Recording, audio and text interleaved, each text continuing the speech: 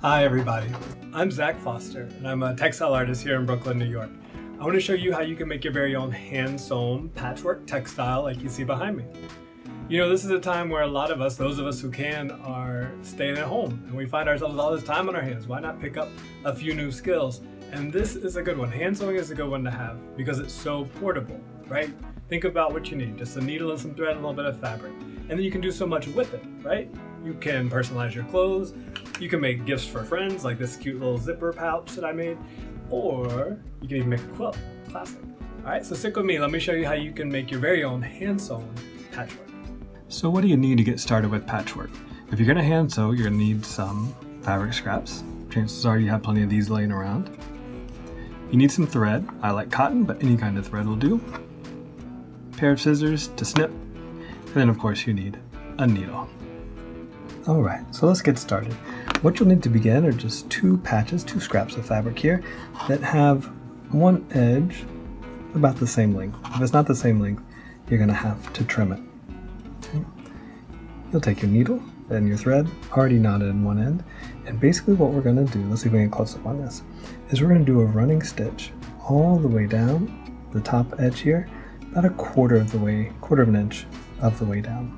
Okay, so I'm gonna go in once, twice, 3 times. That feels about right. Okay. Now the issue that you run into with hand sewing that you don't with machine sewing is that if this thread snaps, you run the risk of the whole seam coming undone. So we've come up with a trick. It's called the back stitch. The idea is that you just go back in to where the thread entered the fabric last and come back up where it came back up. And then you carry on sewing. That creates a sort of a knot that should the thread snap, the seam would only unravel back to that last back stitch and the rest would remain secure. So it's a good thing to build into your routine as you're sewing. You won't do another back stitch here. Carry on until you get about a quarter of an inch from the end of your patch. And to finish, you don't need to tie any knots or anything like that. Do the same old back stitch. That'll be fine. That's how quilters have done it for a long time. I usually do 3 back stitches just to keep it extra safe. Now you can stop here if you want, perfectly fine if you want to stop here, but there's one extra step that I find that's worth the while, and that is something called a basting stitch that does 2 things. One, it helps your seam lay flat so you don't have that bulk, keeping your patchwork bulky and bumpy, and it also adds some texture that you only get with hand sewing. So let me show you what that looks like, and you can decide if it's something you'd like to incorporate into your practice. So first, press your seam open. Traditional quilters would say you always fold both over to the heavy side. They say it's stronger. It very well might be. I can only say I've never had any problems with it. Now using the same thread still attached to the seam you just sewed, you're going to come up the top of one side of the seam and then going over just one thread. I mean, these are tiny, tiny stitches. Look at that. I'm just going to go over one little thread and then jump down.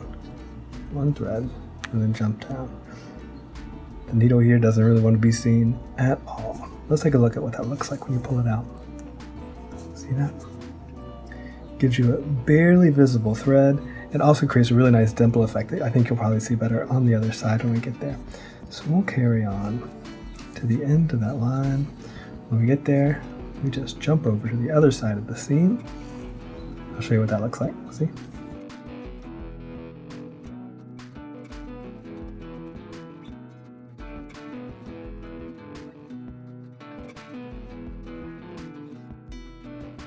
That the thread is officially done. But here you can see another one of the benefits of using this basting stitch I was telling you about, is that because this seam lies flat now, it's like you ironed it, right? So if you're ever traveling, you're not near an iron, this is a great trick to have in your toolkit. Now to join patches, it's very similar to the process that we use for joining pieces, except a lot of times now we're going to have more awkward lines. So to remedy that, we have to pick our favorite line. In this case, I'm going to pick this one. It has a soft curve to it, and we're going to have to cut this fabric to match. The easiest way to do that is if you happen to have a rotary cutter on hand, like this, that'll work. You can also draw this line using a pencil or even a ballpoint pen, just very lightly, and you could then use your scissors to cut that line.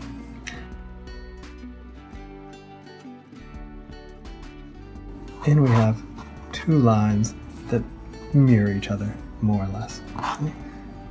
We'll line up these edges that we're going to sew, and we'll do the same thing we did just a moment ago when we pieced these together.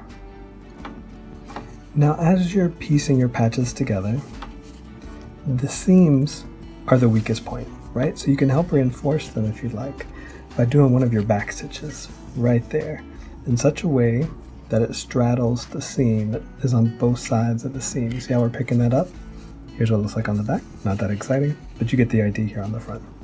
And when you pull that back stitch through, it'll reinforce and make stronger that seam. So you can carry on sewing till you get to the end of your patch.